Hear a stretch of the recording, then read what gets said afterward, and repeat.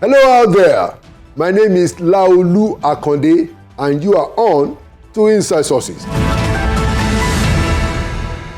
But first, here is my take for today entitled, Is this religious persecution or not? One of the quiet but ravaging underbelly of our national life is now coming to the fore with the fallouts of the US president's outspoken attitude on Christian religious persecution in our country. So today, let us ask a simple question. What really constitutes religious persecution? Is it religious persecution when a violent mob on 12 May 2020 lynched and killed Deborah Yakubu, a second-year Christian college student? She was stoned to death by a mob of students in Sokoto State after being accused of blasphemy against Islam. If this was Sharia law, did it follow due process? And are Christians subject to Sharia law? Is that religious persecution or not? Maybe tomorrow or sometimes in the future, those who killed Deborah will answer for their crimes, because up until now, none of them have been brought to justice for the heinous murder. Is that religious persecution or not? Then there is the case of Madam Rhoda, a Christian from southern Bauchi who reportedly made a video condemning the lynching of Deborah. She was arrested, tried, convicted, and jailed for blasphemy, simply because she spoke against the lynching of Deborah. Now, is that religious persecution or not? Then think about Leah Sharibu, already a victim of terrorist abduction, who is already enduring religious persecution at a level. But then Leah Sharibu was one of the 110 schoolgirls abducted by terrorists linked with the ISWAP faction on February 19, 2018. That was in Dapchi. That was where their school is in Yobe State. Now, then within a month, 104 of those girls were released after negotiations with the Nigerian federal government. 5 other girls reportedly and sadly had died during the abduction. But only Leah Sharibu was withheld. Our classmates who were released explained that Leah was held back by the terrorists because she refused to renounce her faith. Is that religious persecution or not? We have heard stories of how Christians in the North are discriminated against in schools and in career paths, and several other examples and active claims of how this set of Nigerians can hardly make it to gain admission or to read law or medicine in particular federal universities in this country.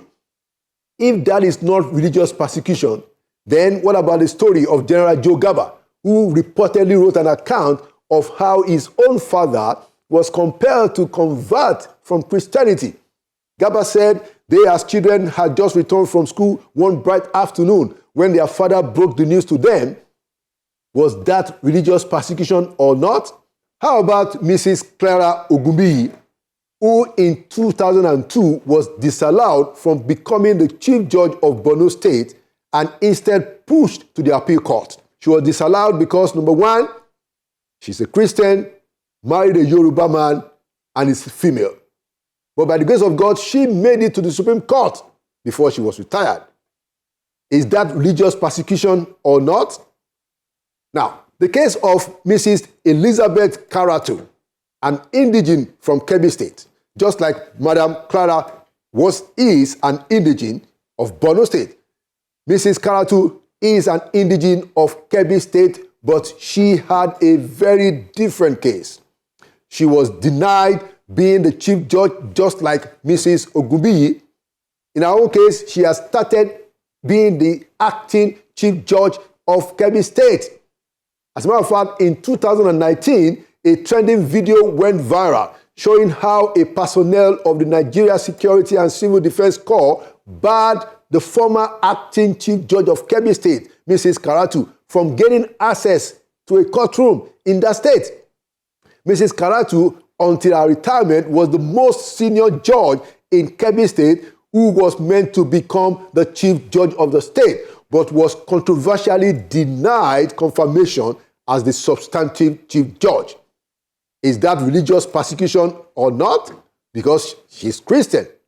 According to Premium Times, and I quote, "For reasons not made clear in the video, the civil defense personnel, who was not even fully kitted, as he had no beret on his head, barricaded the road and prevented the senior judge and our orderly from gaining access to the court premises." The Premium Times continue. Justice Karatu, a Christian, was appointed acting chief judge of Kebbi State in October 2018, following the retirement of the former chief judge, Bala Mariga, who left the bench the same month. The Kebbi State House of Assembly refused to confirm Mrs. Karatu as the substantive CJ after the state governor, then Governor Atiku Bagudu, sent her name to the assembly for confirmation. The situation in the Kebbi State judiciary degenerated, and I'm still quoting Premium Times, and the judge petitioned the National Judicial Council, allegedly accusing the government of Kebbi State of denying her the position of chief judge on the basis of her religious belief. Now, Premium Times is still reporting, despite the intervention of the National Judicial Council, Mrs. Karatu's appointment was not confirmed. Is that religious persecution or not? These are just a few examples. There are tons of similar cases of deprivation, discrimination, and subjugation. Some religious, some regional, some tribal, some gender-based, and so on and so forth. Now, Inside Sources is open to other stories such as these, regardless of the faith, and we will draw the same attention. But at the end of the day, it is about being fair to everyone, especially since our constitution stipulates clearly that there shall be no state religion in Nigeria because we are a secular state. And there are several dimensions of this type of systemic discrimination that we must also bring out to the fore. We need to investigate these claims and this pattern, and we need to establish proper rules of engagement that will terminate the endemic practices that subjugate some citizens in this country, the Federal Republic of Nigeria, and these are behaviors and conduct that is unconstitutional, unfair, and clearly unnecessary, especially as we are resolved to build a nation where no man is oppressed. There you have it. Inside Sources will be right back. Welcome back to Inside Sources. Today, as we continue our conversation on the future of our country, I have a distinguished public servant, just retired, who was the former acting executive secretary of the National Universities Commission. I'd like to welcome to Inside Sources for the first time, Mr. Chris Maiyaki. Thank My you. brother, it's good to see you on Inside Sources. Good to see you. Always an inspiration. Thank you so much. Thank you so much. And congratulations on your retirement. And what an event that the NUC hosted for you. You know, very inspiring and quite, commendable. And thank you for showing up as well. It was a delight. It was a delight. Thank you very much. All right. So we normally start the conversation just on a general note to say that if you look at where we are as a nation, do you think that we are on course to being a great country, which is the dream of many of us? I will argue yes, because I've always been an optimist. I've never been bogged down by any circumstances, at any given point. So, as I always argue, that the worst that can happen to any Nigerian is for us to lose hope. True. And so, hope has now become a preoccupation that will continue to drive us, because to lose hope is not an option. This is a country of well over 200 and something million. Right. Barely 1 million can afford to escape Nigeria. Yeah, barely 1 million, with the combination of all migration opportunities. And therefore, a case has been made for us to keep hope alive for the over 200 million who are going to go nowhere. Right. Whether there is posterity, whether there is poverty, right. With all the vices and all the challenges, we must, as believers, keep the faith and walk towards a better Nigeria. Absolutely. So yes, I'm very optimistic that what is happening now will be the defining moment for the future.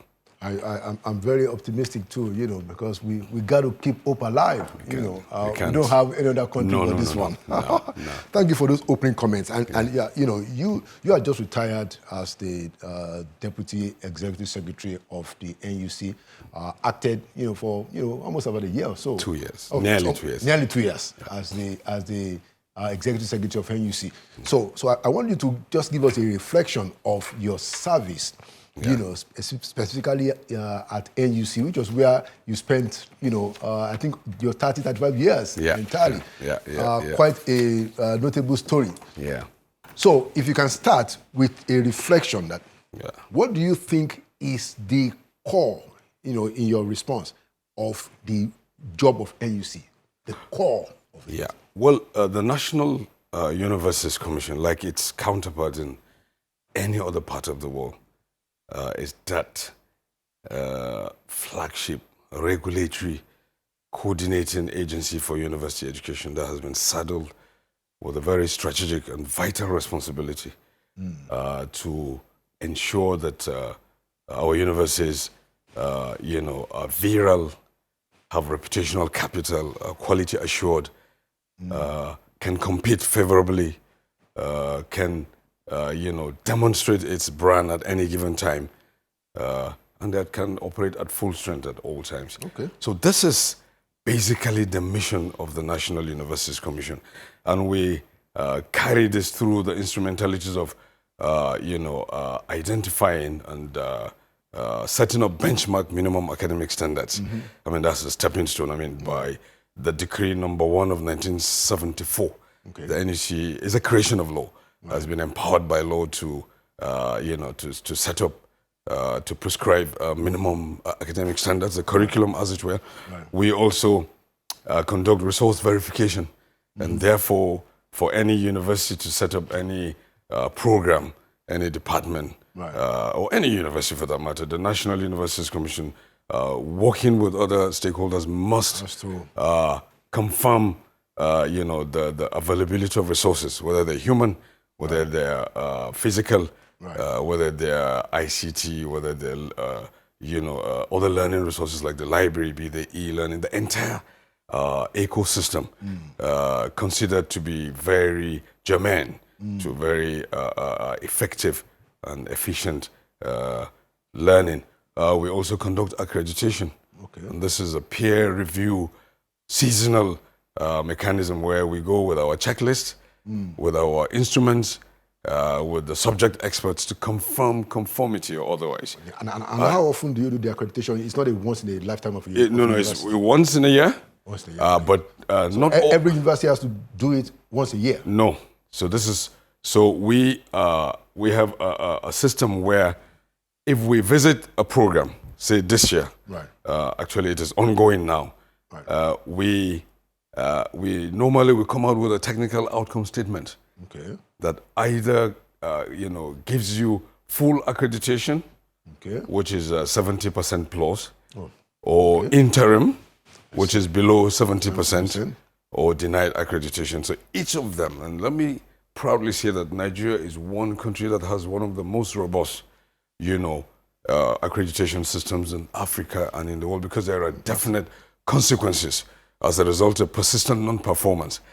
So if you get 70%, we don't come back till after 5 years. Okay, excellent. All right. Yeah, and if you have interim, we give you a couple of years to remedy the deficiencies so identified, and then we come back. But if you, you fail, you have denied accreditation, we actually, freeze admission in that particular program until you demonstrate ability to have, improved on those and fix those deficiencies. Okay, so a lot of things to unpack, but I wanted to say that education is so key to the future of our country. It's very critical, and now we're talking of the peak of it, which is tertiary education in the universities. So the reason why I asked you the question about the core competence or responsibility of NUC is because I remember, when I was, in school at Jubril Aminu, Professor Jubril Aminu. I'm sure you must have worked with him at some point. No. Oh, you didn't? Okay. But I read. You read, okay. You can't escape Jubril Aminu. There was quite a bit of controversy when he became the executive secretary of NUC because, the professors at the University of Ibadan who were ahead of him felt that, hey, this guy is going to be our boss in the NUC. So that brings the question of the autonomy of the universities and NUC. What are the tension points in your own experience that you've seen in NUC trying to do its work, as a regulator, and the fact and the desire that universities are meant to be autonomous? Well, you brought up two issues. One is the eligibility of Jubril Aminu as executive secretary of NUC, whether he would have had the legitimacy, of his peers and all that. Well, I think it is important to know that the NUC is a creation of law. Yeah. And the law of the NUC as it is now does not prescribe, that you have to have a professorial chair to be the executive secretary of the NUC. So Jubril Aminu at that time was deemed fit and qualified. And we have even had another executive secretary, Ambassador Yahya Ali, who was the only executive secretary who was a non-professor to be appointed by interview, and he had a 5-year stint. Okay. The British equivalent, you do not have to have a professorial chair because the job is purely administrative and operational and organizational, But then if you combine both, and you have those antecedents, that also is an additional, advantage. But as to the notion of autonomy, that autonomy presupposes, the freedom, to run your show without any encumbrance, without any, inhibition. And in the context of universities, autonomy will apply to decision-making in appointments of principal officers, vice chancellors, autonomy in, academic matters, autonomy as far as funding and funding parameters, among several other things. But because, our university tradition started with the public universities, heavily dependent on public funds. And there is this adage that he who dictates, who pays the piper dictates the tune. And so over the years, universities have solely dependent, and public universities up till this moment are solely dependent on, on funds, direct funding from government and government, agencies. However, in recent years, during the administration of, President Olusegun Obasanjo, some level of autonomy was initiated and consummated by the Umaru Yar'Adua administration, where the external regulations now remove the responsibility for appointing vice chancellors now from the president to the governing councils. Governing councils now are in charge of searching for certain criteria and actually... You mean that used to be done by the president? Yes, you would have had to. Professors? Oh yes, you would have had to, the council would have had to, vice chancellors? Vice chancellors, yes. Oh, okay. The council would have had... Not professors? No, not professors. Okay. Vice chancellors, principal officers. Yes. The chief, as the vice chancellor, as the chief administrative, chief accounting, and chief research officer, as it were, would have had to be sent, 3 names would have had to be sent to the presidency. But then, as a result of the negotiations with the university-based unions, and other stakeholders, that was a signature innovation that allowed universities some level of autonomy. And that was during Yar'Adua's presidency? Yeah, President Obasanjo, and then activated effectively. And now, so universities, you will hear that the new vice chancellor has been appointed and announced by the governing council. They don't need to come to Abuja. They just inform, the public that they have done this. The same thing with principal officers. But when they run into crisis, because I think there has been an instance when they run into crisis, like University of Abuja. Yes, when they run into crisis, now if there is a breakdown, if they have fallen short, of the expectations of a council, then the government that appointed the council will have to wade in, to restore normalcy and to stabilize the system. But this is an aberration usually. Councils that are working, efficiently and efficiently and effectively do not need to, have recourse to government. And then Senate in charge of administrative matters. Academic matters. Examinations, approval of curricula, establishment of new departments, new programs, academic expansion, certificates, confirmation of so many things that have to do with academic matters, results, and what have you, collaborations, and this will have to have the stamp of authority of the University Senate. The only, missing element is that of the financial autonomy. And go back to rule number 1 again, which is he who pays the piper, dictates the tune. But we hope that in the no distant time, universities will have the ability to mobilize resources, to leverage on endowments, alumni relations, tap from the private sector. The private sector in Nigeria needs to do a lot more to empower our universities, etc. So there are many layers of funding that universities could be empowered, to unconditionally, as it were, leverage on. Let's move on because we have quite a lot of issues here. By the way, when I was a rookie reporter when I was doing my service in 1990 in The Guardian, I was actually reporting education in Lagos. Oh, were you? Awesome. And I got some schools, by the way. Hazards of the job. Still around that funding issue, since we're already in it, what ought to be the role of the federal government, and NUC being the agency, that coordinates the university for the federal government in the issue of the funding of the university lecturers in terms of how much they are paid. Now, you have already hinted at the issue of the fact that, hey, well, look, he who pays the piper takes the tune. Makes sense.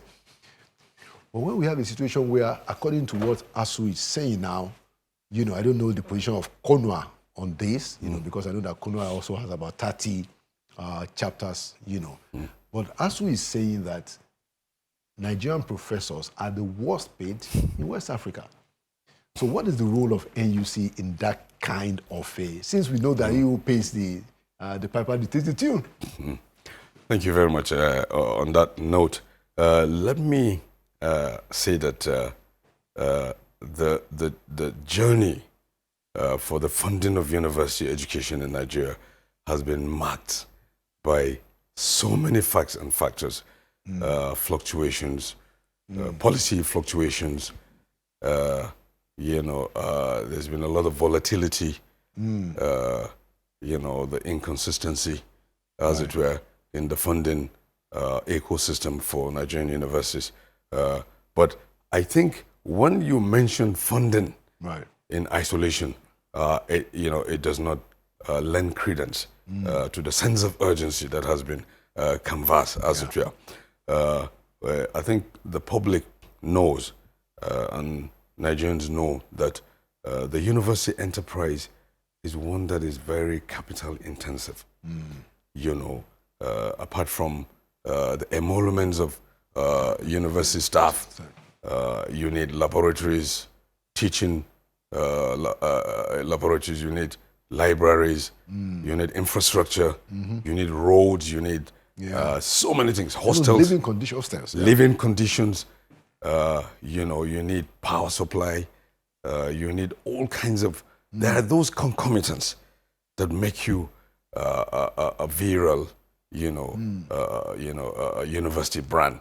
And these are some of the things you need to really put in context. From post-independence, University of Nigeria, the ABUs and IFEs and the Seven Sisters in the mid-70s, funding was a bit assured, was steady, but in the mid-80s, getting into the 90s with structural adjustment, the dwindling fortunes of Nigerian universities began to manifest, not just on emoluments, but also even the infrastructural deficit, was beginning to show.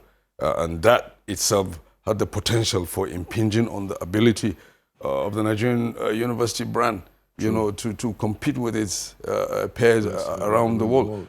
So yes, the Nigerian academic is far below his peers around the world, undoubtedly so. I'll give you an example. I have two bosses, who have been professors, who went to some of the Ivy Leagues in the world. They have been vice chancellors, they've been deans, they have even occupied positions outside the ivory towers. They've been chief executives and what have you. Both of them put together today could barely earn, a basic salary of $800. Both of them put together. But then we also draw a parallel with professors like in South Africa, for instance. There is this impression that a professor in South Africa earns about $3,000. And therefore, a case has been made for us to be very deliberate, about enhancing the conditions of service of university staff. Otherwise, a lot of them could live in drones, to other systems. If you go to, I visited under our linkages with experts and academics in the diaspora program. I visited a university in Washington, D.C., and I was amazed at the number of Nigerian, professors of Nigerian extraction who are there. Doctors, IT experts, they're all over the world. I mean, Nigerians are everywhere, out there for greener pastures. So I think that this is the defining moment for us to, place the Nigerian academic on a pedestal, restore his prestige, give him a reason or her a reason to continue to apply themselves to the vocation that they chose when they decided to. But then this has to be a function of negotiation. We need to carry out a reality check also. The resources, are not there in the country as they were in the past. So I think it is a delicate balancing act. But we need to be very deliberate. We need to be very intentional about, funding, the emoluments, the entitlements of academic staff, and then also infusing investments, huge investment in the infrastructural development, ICT penetration, for instance. There's a joke, which I don't agree, that the housewife in America, has better broadband in her kitchen than a department in some of our institutions, This is one matter that must engage the minds of policymakers, leaders, funders, and because otherwise our universities will continue to lag behind the global ranking threshold, as it were. All right. Yeah. Okay, take two. You have to keep your answers short so that we can touch all the issues. Okay. Do you understand? Because you're a professor. Take two. Okay, so while we are still on the funding issue, why don't we just, settle the issue of this 2009 agreement? And I'm asking you that question because you have been in NUC forever. You knew what happened. I'm sure that you sat in most of those negotiation teams. So can you just educate Nigerians about your own reading of why this has become such a contentious issue? ASUU says that there's an agreement in 2009 Since then, there have been one or two other reviews, I think, by some of the notable professors that led the effort. What is the problem, Mr. Maiyaki? What do you think? What's the major challenge? Why that agreement is still a contention? I mean, we must say, to the credit of Dr. Alausa, in my view, who has managed to pay some of those things that have not been paid by a lot of the previous government. Yeah. But I want you to give us an insight, based on your own experience. Why is it such a big problem?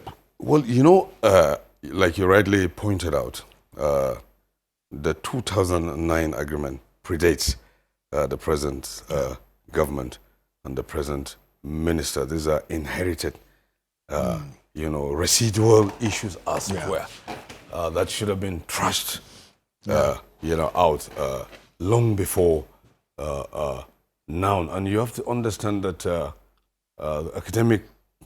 university-based unions are pressure groups. They are set up to defend, and uphold the sanctity of quality, protect their members. They're not just bread and butter issues. They also fight for the survival of the system in terms of infrastructural development, in terms of learning resources, even governance issues sometimes attract the attention of the academic staff union. And so therefore, usually there is a checklist. There's a long drawn period of negotiation. And this negotiations date back 1980 something, right through I think the days of Chief Chikelu, who was Minister of Establishment Matters. There's so many of these negotiations, but the 2009 negotiation was the high point of negotiations, where conditions of service, salary, revitalization, infrastructural development, and so many other things that they negotiated. But I think when this, at that time, when the negotiations were ongoing, attention is not paid as to the ability of the government, and I think this is why the current, in the recent years, government is a bit circumspect and a bit careful not to consummate agreements that are not implementable. And this is why you have this carryover issues due to a combination of factors. Governments have been unable to fulfill those agreements, So earned academic allowances, for instance, credit goes to this government that they released about 50 billion, the stabilization, revitalization fund, about out of the 150, I think another amount has been released. The retirement age, extended? It's now 70 for, teaching staff of that have the professorial cadre. The non-teaching now can retire at 65, and so many other things. But there are still some residual issues that need to be trashed out. And they've been brought forward, and without preempting the ongoing renegotiations under the Ahmed Mahmoud Yahya committee that was set up by this government, I think they are. And during this intervening period, more unions have come up. You mentioned Konwa. You mentioned there's another one again, Medical and Dental Academics, National Association of Medical and Dental Academics. Reflecting the pluralism. The pluralism in the system. These are matters that must be addressed, and what a defining moment, what a game-changing opportunity now for this to be trashed. But like I said, it is a point for a reality check. We have to take stock. We have to look at what government can afford now, and what government can afford in the short term, in the medium term, and in the long term. But they are inherited issues, and successive governments, have not been able to fulfill the agreements to the latter. And I hope that in the no distant time, we will put this behind us, because 2000, if you extrapolate between 2009 and 2025, I mean, I think we need to delete that and make progress and see what the system can, expeditiously deal with and build consensus around the issue and agree in a multi-stakeholder consultative, platform. Because this is one matter that one person alone cannot take a decision. It's a negotiated matter. Right. Excellent. So, in your own view, having held the seat, you were acting executive secretary for almost 2 years. What's your assessment of how university administrators manage their resources? And I'll tell you a short story. Like I said, I started as a reporter. I was focusing on education. And one of my very major mentors then was Professor J.F. Adiajayi. Professor J.F. Adiajayi was Vice Chancellor of University of Lagos in the 70s. Yeah, I know. But then he came back to UI after he finished that job. He was in the Department of History. I was in the Department of History. So I had a relationship with him, and I was doing campus journalism. So I asked him one of the days, I said, this issue of funding of universities that, why is government not giving enough money? And he said to me that that's a very important point, but that he has also experienced a bit of mismanagement of resources by university administration. It changed my perspective, all the way that, okay, this is, there's a flip side. There is need for funding to be increased significantly, but there are also, management issues of how the resources that exist, are managed. From your experience, Mr. Maiyaki, you sat on that chair. What's your assessment of how the universities manage the resources they get? Well, can you give us a frank assessment? Let me say this. To assume that universities are populated by people from Mars. I like that. They're not Nigerians also will be the greatest disservice. Absolutely. These are Nigerians, who have not been insulated. They're from the same society.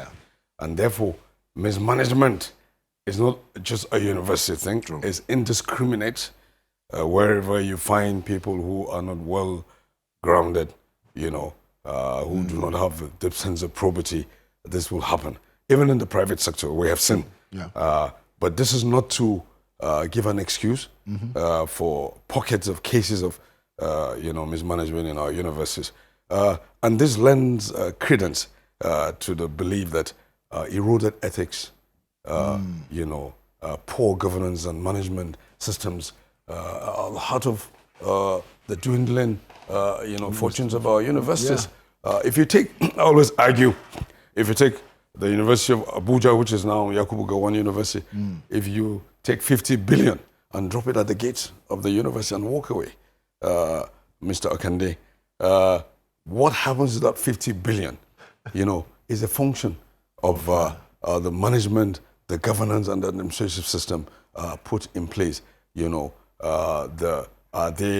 you put in place people that are accountable, people that have a deep sense of probity, men in good standing, people that are very professional. So this is my immediate reaction to that. But we, through our regulatory activities, and intervention activities as a regulatory agency, we have had cause to discover some of these cases. There could be academic corruption, there could be financial, there could be administrative. And there's what we call the visitation panel exercise. Visitation implies that because the visitor is the president for federal universities, if you like, you can, say roughly as the owner of, or the state governor is for the state public funded universities. Every 5 years, the visitor is empowered by law to cause a visitation to be carried out. And during that period, the visitation panelists are empowered to audit, to take a look at the governance system, the conformity or otherwise with external regulations, the usage of expenditure profile, etc., etc. Even the entire ecosystem. The town and gown relationship, the role of students, how are students faring, the general fortunes of the university. And, it is well documented that some university administrators have been indicted. Some have been retired. Some have been dismissed as a result of visitation panel reports. This happens in the universities as it happens in our national life, in the private sector anyway. So yes, it is a fact that we've had cases where university administrators and administrations have fallen short, of the threshold of integrity, and the expected management, attributes of a university. So, yeah. All right. So as we round up around the issue of funding. Yes. So what kind of model do you think has to happen, especially in universities, to improve the funding structure? You and I know for most of the federal universities, they are owned by the federal government, essentially, where the federal government pays everything, virtually everything. A lot of them still make some internal revenue generation. But I've not seen a significant demonstration of raising funds by endowments, like you have seen in other universities across the world. You have traveled, far and wide, seeing these things. How do you think we can manage the universities in the way that they can be more financially autonomous, even though they are public institutions, in Nigeria? Because I don't think that has happened. Yeah, we have seen quite a few, Baba Jebu, Chief Kensington Adebutu, Yes. I'm sure, Yes. He's done quite a lot, and there are several other instances, but I don't think it has gotten to a critical mass that we can begin to say that our universities are actually benefiting from endowment. What do you say? Well, as I said in the preamble, the funding, architecture that we inherited, was based on direct funding from government. But then with the dwindling resources, of government, not just for education, for healthcare, for security issues, social services, technology, etc., etc. It now behoves on government to, initiate, a sustainable funding architecture for universities in conjunction with the university administrators and the unions. One sour point that is a recurring decimal is the fact that our public institutions are tuition free.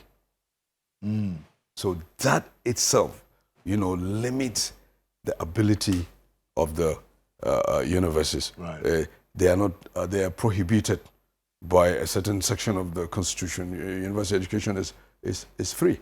And therefore, if you take like a state like the Penn State University at College Park, or University Park on the east coast of the U.S., their entire budget is $3-something billion. The federal government, through the Federal Department of Education, only extends between $300 and $500 million. Just about 10%. Yes, they have to go on fend for themselves. They have to go and look for the balance of the 2.5 or 2.7 billion, as it were. But is it that the tuition is free in federal universities, or that is very low? No, it's free. Officially, tuition is free, but now to cushion operational cost, right, we've seen universities, applying some charges here and there, but that's a drop in the ocean, and that takes me to the unit cost of producing a graduate. Right. This is one question that must be answered. What is the figure? I do not have it offhand because it varies from discipline to discipline.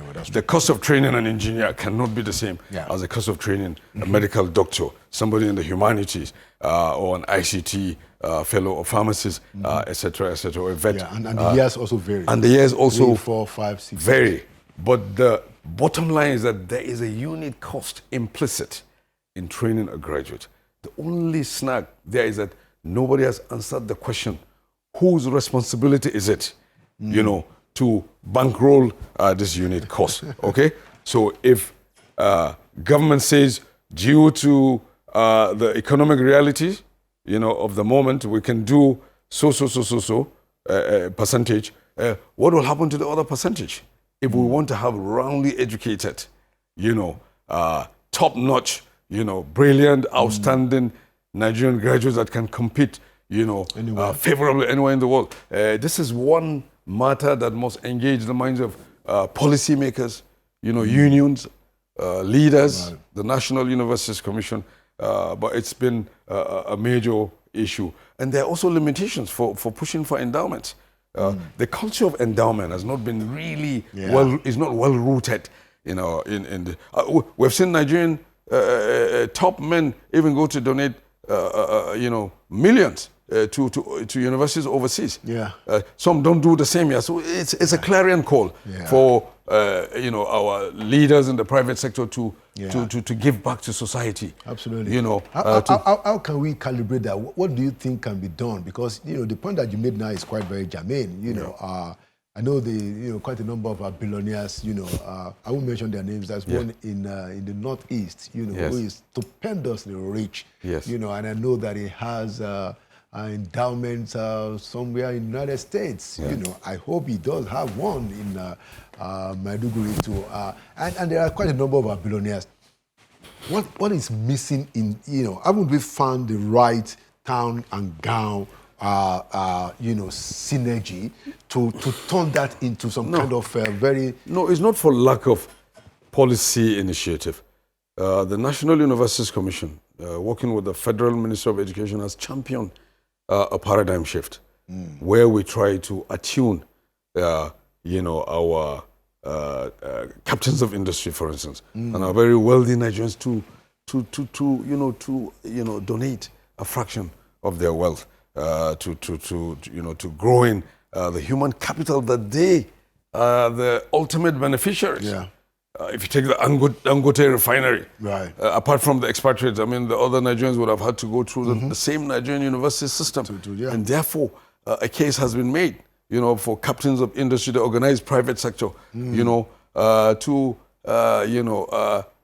have a change of heart, right. To donate a fraction of their wealth. And it's not just a big man thing alone.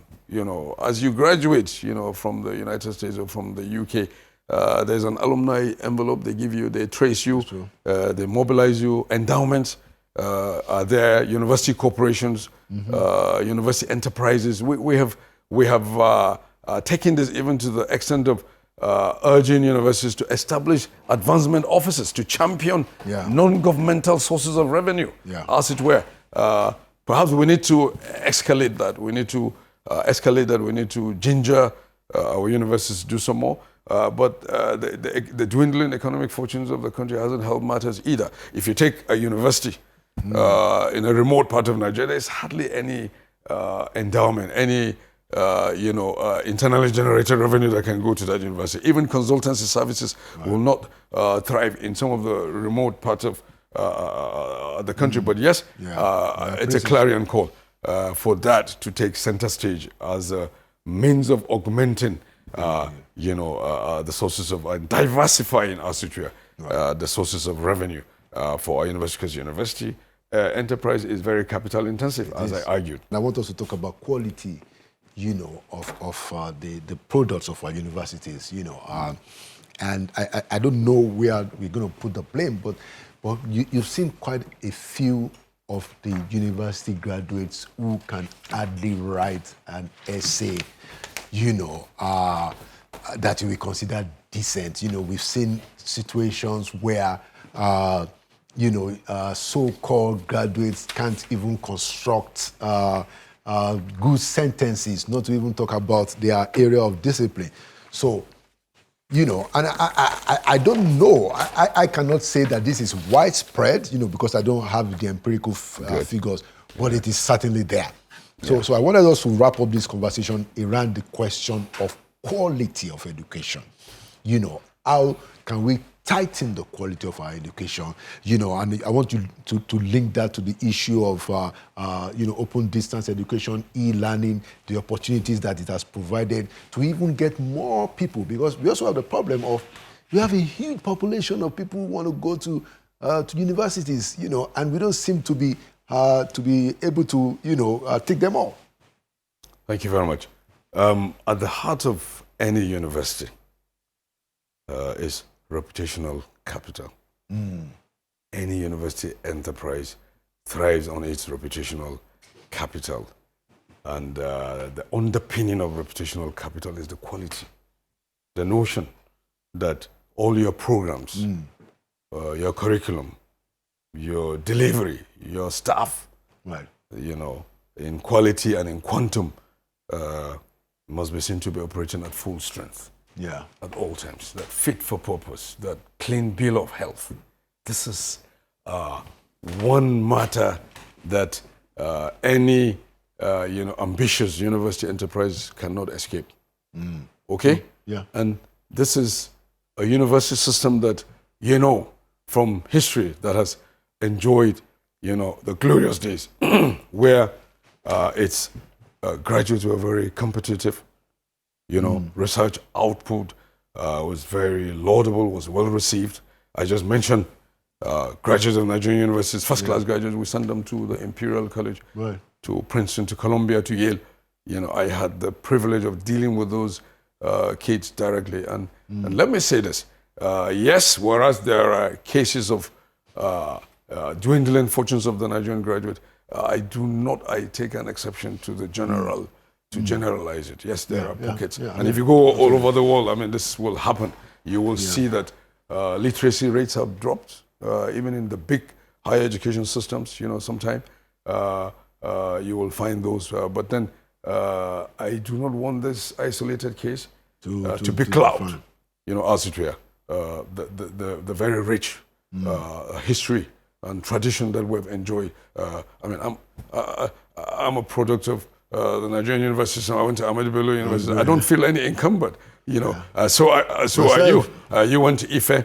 I went to the greatest of them. Oh, yeah, exactly. You went to Ife is the greatest of them all? That's the University of Badon. Oh, you went to the University of Badon. I hope you're not living on borrowed times. So, so the issue of, quality is one matter that has so many parts. We need to address the issues of funding. The funding has been, the universities have been underfunded. Yeah, we talked about it. It's been very erratic. We need to be very deliberate and very consistent. We need to create a buffer and insulate the Nigerian universities from the vagaries of the volatility of misfortunes of the country and what have you. We need to do that. We need to retool and give capacity to our universities and non-teaching staff. Modern teaching skills, for instance. We need to look at all those. Okay. We need to infuse a lot of infrastructure into our universities. Yeah, even now with AI technology. And AI, we need to leverage on AI and what have you, among several orders, so that our university graduates can demonstrate those attributes that make them truly graduates of the 21st century. But yes, quality has been compromised sometimes from the nursery, from the primary, from the secondary, because some of those, they are fed, the universities are fed with those products from the lower, the basic education. We need is a complete gamut. You need to reject it. And then there's also significant buzz around cheating, during examinations. Yeah, vices. In JAM, in NECO, in WAEC. No, those and fake certificates. No, those ones are not widespread. Just those are not widespread. It's just the boss. First, fake certificates has been there. From time immemorial. We have, society, human civilization has always been plagued by that, even during our time. My brother, Mr. Akande, you will always find deviants who will always exploit, where they will perpetuate illegality and, what do you call it, cheating and what have you. It's been there. But whether you want to argue against is the tendency to generalize. Yeah, I agree. To make it so, you will find those, if you go to the big countries, you will find professors who are falling short of those thresholds. You will find those things happening, okay? But we need to really, raise our game. We need to, argue and make a case for the survival of the Nigerian university system. And that's why I said both government and the unions, I think there's a convergent point. There's a convergence of consensus that I think both of them are committed to upholding the sanctity of the Nigerian university system. Okay, thank you so much, Thank you. Mr. Chris Maiyaki. You won't believe that we've spent an hour already, and our time is so fast spent, you know. And there's still a lot of issues, that we haven't touched. I'm sure that you'll be able to come back, in the future. And I hope that you're going to stay within, the university's ecosystem, because your expertise, your experience, and your knowledge, even though you are retired, is still going to be much in demand. I will always be a friend of education. You should be. An alumnus of the National Universities Commission, because that is one system that has really, made the difference in my life, that has placed me on a pedestal. And I will always argue that the fortunes of any system, gravitates around its leadership. Leaders must give in their best to turn around the fortunes of their organizations, their countries, their communities. And leadership is also a privilege. It's been a privilege. It is. It's been an opportunity, but also is a legacy. That we must value and bring prestige, bring respect to the corridor of power, to the practice and to the classroom, wherever we find ourselves. Excellent. Thank you so much. Thank you so much. Thank you so much for your service, to the nation, and thank you for coming to Research Sources. Thank you. Thank you for what you do for Nigeria as well. Thank you so much. Thank you so much. And there you have it, another edition of Inside Sources. Like we always say, Nigeria will prevail. It means that Nigeria will succeed, Nigeria will win, because partly we will keep pushing at the major issues. My name is Laudo Akonde. Thank you for watching, and by the grace of God, I'll see you at the next edition.